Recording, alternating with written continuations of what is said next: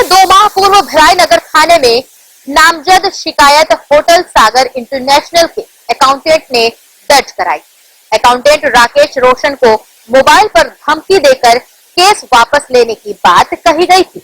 वहीं मोबाइल धारक ने अपना पक्ष रखते हुए पूरे मामले का पटाक्षेप किया है। गौरतलब है कि 2 माह पूर्व होटल सागर इंटरनेशनल के अकाउंटेंट राकेश रोशन ने भिलाई नगर थाने में राजेश थपलियाल द्वारा मोबाइल पर धमकी देने की शिकायत दर्ज कराई थी। धमकी में पूर्व में राकेश रोशन द्वारा मोहन नगर थाने में की गई एफआईआर को वापस लेने की बातें कही गई थी। ये कहना था राकेश रोशन का, पर वही राजेश थपलियाल के खिलाफ राकेश रोशन ने जो शिकायत दर्ज कराई थी, जिसे राजेश थपलियाल ने सिरे से नकारा था, वह झूठी शिकायत करने की बातें कही थी। उस मामले में भिलाई नगर थाना प्रभारी ने इस तरह की जानकारी दी।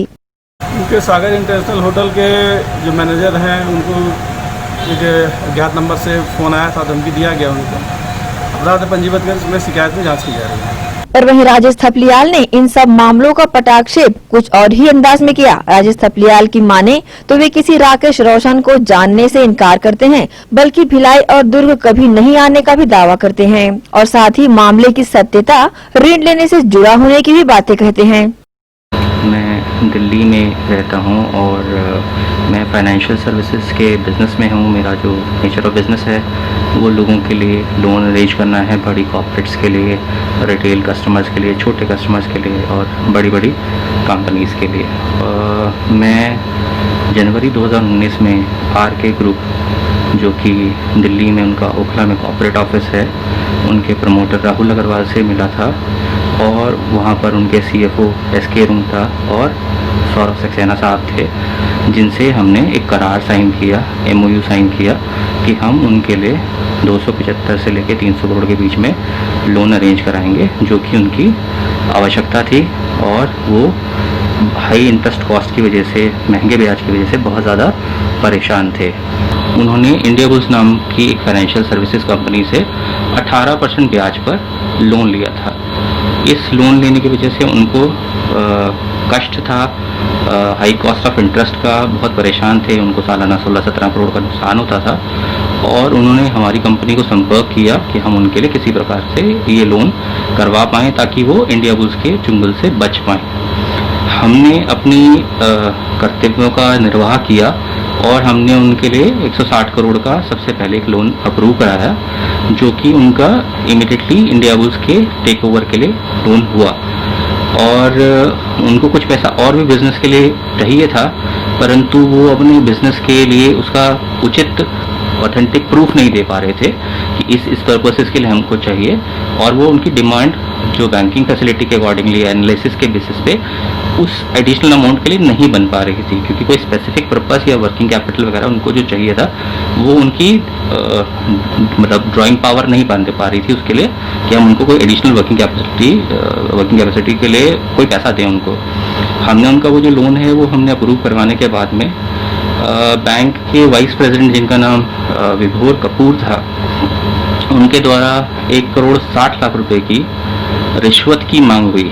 ये सैंक्शन के दिन हुई, जो कि 29 तारीख को, 27 तारीख को उन्होंने वैसे 27 मार्च को कन्वे कर दिया था, पर 29 मार्च को वो अपना सैंक्शन लेटर में सारी फैसिलिटीज़ को बढ़ाकर हमारे पास आए हैं और उन्होंने बोला है कि भाई मेरे को इतना पैसा मिलेगा तो मैं ये लोन को आगे डिसबर्स करूँगा, अदरवाइज मैं उसको नहीं करूँगा।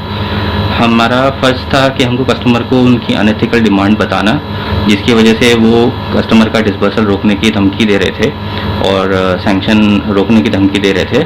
हमारा फ़र्ज़ बनता था हमें वो बताना, और हमने वो कस्टमर को कन्वे किया। उनके टेबल के अंदर क्या बातें हुई वो जानते हैं, आपस में उन्होंने किसने में तय किया वो सब राहुल अग्रवाल जी जानते हैं कि कितनी रिश्वत मैंने देने के लिए उनको तय किया।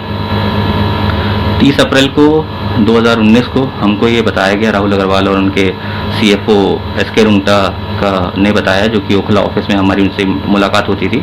और मैं आपको ये बताना चाहूँगा कि मैं अपनी लाइफ में कभी भी दुर्ग नहीं गया हूँ, किसी भी काम के लिए दुर्ग नहीं गया हूँ, ना ही मेरा दुर्ग में किसी राकेश रोशन नाम के आदमी से, ना कोई विजय अग्रवाल नाम के आदमी से, ना कोई और आदमी से कभी भी, ना ही कभी फ़ोन पे बात हुई है, ना ही कभी कोई ईमेल एक्सचेंज हुई है, ना ही मैंने उनके साथ में कोई MOU साइन किया है।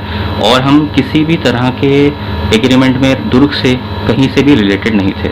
किसी भी आदमी के हो सकते हैं 100 ऑफिसेज भी हों, बट उस एग्रीमेंट को कौन साइन कर रहा है, उस एग्रीमेंट को कौन एग्जीक्यूट कर रहा है, किससे मैं डील कर रहा हूँ और किसको मेरे किस काम से परेशानी है। मेरी शिकायत, अगर कोई मैं गलती कर रहा हूँ तो उनको शिकायत मेरे अगेंस्ट पे उसी आदमी को करनी चाहिए जिससे मैं डील कर रहा हूँ, परंतु मेरा कोई इस तरीके का दुर्ग से कोई लेना देना नहीं है। और ये जब हमारे को उन्होंने 30 अप्रैल को राहुल अग्रवाल जी ने बताया कि उन्होंने 80 लाख रुपए की रिश्वत बैंक के वाइस प्रेसिडेंट लेवल के एम्प्लॉय थे जिनका नाम विभोर कपूर था, उनको एग्री किया कि मैं इतना पैसा दूंगा, और 40 लाख रुपए उन्होंने 30 अप्रैल को मुझे बताया कि मैं दे चुका हूं, और बाकी 40 लाख रुपया मैं उनको जब उनकी डिसबर्सल होगा लोन का, उनको मिल जाएगा और उनको ऋण का भुगतान होगा, तो बाकी का 40 लाख रुपया वो उसको उस समय देंगे। और इस वजह से वो मेरी फीस नहीं देंगे। उन्होंने मुझे ये बात बोली कि मेरे को चोट पड़ रही है, मैं आपका पैसा नहीं दूंगा बट मैं उसको रिश्वत दूंगा। मेरा जो मैंडेट है या मेरा जो MOU है वो एक लीगल डॉक्यूमेंट है, जो ये कहता है कि जो भी सर्विस मैं दूंगा उस पे एक तय राशि या तय फीस की जो परसेंटेज है उसके हिसाब से मुझे मेरी सर्विसेज के लिए फीस देंगे। मैंने 4 महीने मेहनत करके 5 महीने मेहनत करके उनके लिए वो सैंक्शन अरेंज किए, और मेरी कॉस्ट भी है, मेरे एम्प्लॉय भी हैं, मेरे साथ चार्टर्ड अकाउंटेंट्स भी काम करते हैं, मेरे साथ कई लोग जुड़े हुए हैं, मेरे पास अच्छी खासी टीम है, मेरी कॉस्ट पड़ती है। तो मैं अपनी कॉस्ट को कैसे जस्टिफाई करता कि कोई आदमी मेरे को मेरा पैसा नहीं देना चाहता और वो रिश्वत देके बैंक वालों को खुश करना चाहता है, क्योंकि उनको रिश्वत देना लेना उनके लिए एक बहुत बढ़िया काम है। मैं आरके ग्रुप का हेड ऑफिस जो है वो दिल्ली में है। राहुल अग्रवाल पिछले 25 साल से दिल्ली में न्यू फ्रेंड्स कॉलोनी में रहते हैं। SK रुंगटा भी जो है शक्ति नगर के निवासी हैं और वो भी दिल्ली में पिछले 40-45 साल से रह रहे हैं, जिन्होंने ये मैंडेट में एग्जीक्यूशंस की हैं जो डॉक्यूमेंट्स में हमारे को प्रोवाइड कर रहे थे। इसके अलावा सौरभ सक्सेना नाम के जो उनके GM थे और डायरेक्टर थे वो भी नोएडा दिल्ली के निवासी हैं और कई सालों से वो दिल्ली में ही अपनी जॉब कर रहे हैं, यहीं प्रैक्टिस करते हैं। तो मेरा दुर्ग से कोई लेना देना नहीं है, ना तो एग्रीमेंट्स को लेके, ना कोई किसी तरह के कागजात को लेके, ना कोई कागज मांगे गए दुर्ग से, ना किसी राकेश रोशन को मैंने अपनी लाइफ में कभी फ़ोन किया है, ना मैं विजय अग्रवाल साहब को जानता हूँ, ना मैं किसी और साहब को जानता हूँ, ना मैं कभी मैंने छत्तीसगढ़ में आके किसी आदमी से कभी कोई रिश्वत या एक्सटॉर्शन की डिमांड मैंने अपनी लाइफ में करी है। तो क्यों इसमें जो झूठ क्यों बोला कि राकेश रोशन एक होटलियर हैं और राजेश थपलियाल उनके साथ में MOU साइन कर रहे थे और राजेश थपलियाल जी ने उनके साथ में एग्रीमेंट किया, उनको बेवकूफ़ बनाया, उनसे 80 लाख रुपया ले लिया और उसके बाद में उसको धमकाया और धमकाने के बाद में दुर्ग आके पैसे ले लिए। तो अगर मैंने कोई क्राइम किया और दुर्ग में किया तो आप उसका प्रूफ मुझे दीजिए, मुझे बताइए। और सबसे बड़ी बात, आप किसी आदमी के अगेंस्ट इतनी बड़ी FIR बना रहे हैं जिसकी उसकी ज़िंदगी बर्बाद हो सकती है, उसका कैरियर ख़त्म हो सकता है, और आप 4 न्यूज़पेपर में आप उसके अगेंस्ट पे आर्टिकल चलवा रहे हैं उसको बदनाम करने के लिए। आपने उसको अपनी बात रखने का मौका तक नहीं दिया। इतनी सीरियस कंप्लेंट लेने के बाद में आपने, जबकि मैं आपको उन कंप्लेंट के अगेंस्ट में मार्च में ऑलरेडी सारे एविडेंस दे चुका हूँ, उसके बाद भी आपने उसी क्राइम के लिए मेरे पे FIR कर दिया। सारे एविडेंसेस होने के बावजूद कि हाँ ये कुछ नहीं है, मैटर है। और राजेश थपलियाल का भी दुर्ग आए नहीं, क्योंकि दिल्ली में ही उनके सारे एग्रीमेंट साइन हुए। जो मैंडेट की कॉपीज़ हैं उन पर दिल्ली का एड्रेस मेंशन है। हमको क्या पता वो दुर्ग रहते हैं कि वो पाकिस्तान में भी ऑफिस खोल के बैठे हुए हैं, मुझे उसका कोई मतलब नहीं है। जिस जगह पे मेरा काम हो रहा था, जिस जगह पे मैं अपना एग्रीमेंट काम कर रहा था, जिस जगह पे मैं अपना सारे सर्विसेज उनको दे रहा था, वो मेरा वर्क प्लेस था।